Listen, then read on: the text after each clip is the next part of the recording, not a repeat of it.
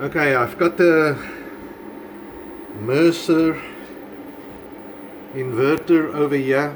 I've got solar cells connected currently, and it's charging my battery over there. This we can see over there. So and this is the wattage that is currently being pulled from the solar cells. Now the thing is, over here, this is very dependent on the level of the battery. Okay, and this is something that I want, this is sort of my the biggest thing that I want to explain over here. So I'm just going to push up this button quickly. This is the amps that's been now withdrawn.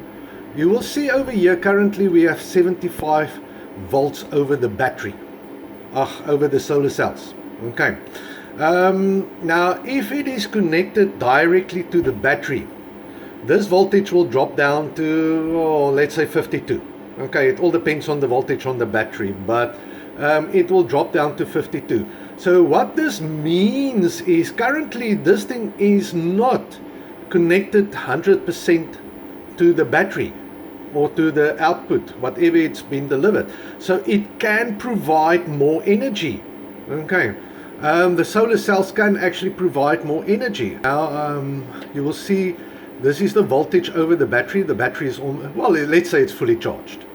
This is sort of the reason why this voltage is also so high on the solar cells, because it's not connected to the battery. It doesn't need to be.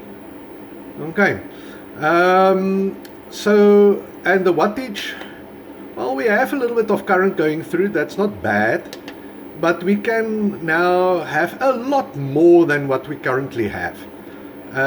So this is sort of a sign. The voltage over there being high and the voltage over on the batteries being fully charged is a sign that we can switch on something. I switched on my dishwasher. Now what I found is, in my house, the dishwasher is the thing that uses up the most electricity. Yeah, we haven't got our geyser connected, and we haven't got the stove connected. We use a gas stove. So yeah, and kettle as well, it can suck up a lot of power, but in this instance, dishwasher, it's the thing that warms up the water. That takes up a lot of energy, warming up things. Okay, so heaters of any type, that uses up a lot of electricity. You will see the voltage has dropped quite significantly.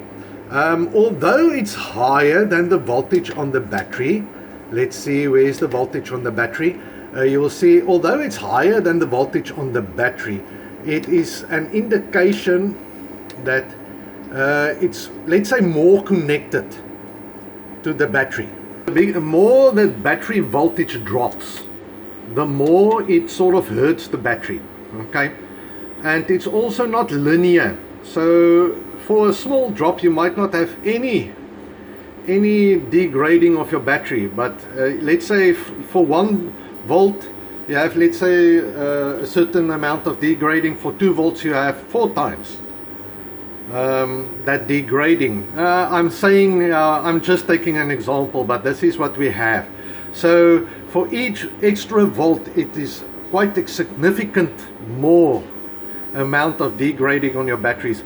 So for a little bit clearer understanding of how all of this works, you can maybe go and look at my video on solar charge controllers, you know, because this contains a solar charge controller as well as an inverter. So they call it an inverter, but it's actually containing a solar charge controller. That's sort of your solar charge controller, and that is your inverter, you know, and the battery is in the middle. So go and watch my video on a solar charge controller, and that might give you a little bit more insight in how all of this works and why we have these values. Thank you.